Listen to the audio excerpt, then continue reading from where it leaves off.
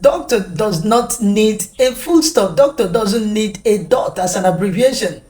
Hello, Dr. Mazi is the celebrity lecturer. Help me, Mazi.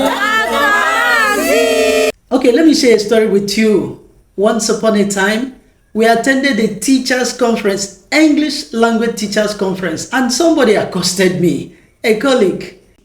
He said, Dr. Mazi, you are an English teacher in a university, but you have very careless punctuation skills.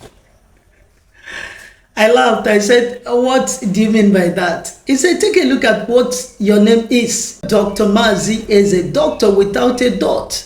Doctor without a full stop. It is supposed to be Dr. Mazi. I laughed. He wasn't correct, and I told him so.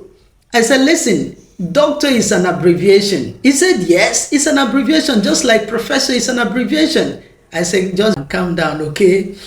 Now, the word doctor, spell it D-O-C-T-O-R. How was the abbreviation formed?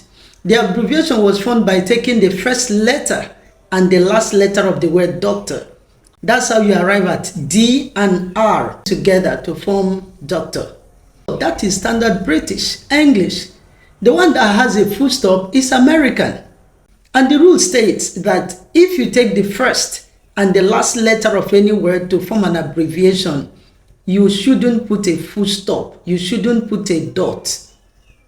It's the same reality with Mr. M-I-S-T-E-R.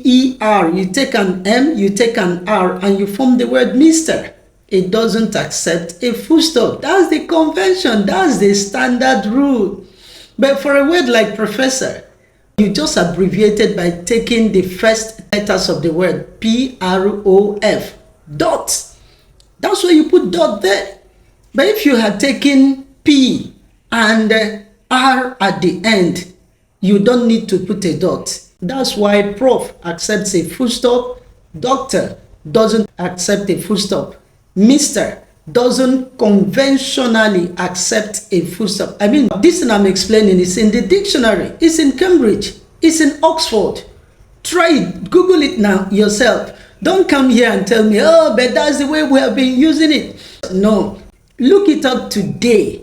DR doesn't have a full stop. MR doesn't have a full stop. Now, what about if I'm writing it as Mazi Eze, PhD? I choose the one that doesn't have a full stop. That is standard British English. The one that has a full stop is American. And by virtue of the language we use for classroom instruction, for formal purposes in Nigeria, it is standard British English. Do you get the point? Everything I tell you is readily verifiable. Google it now.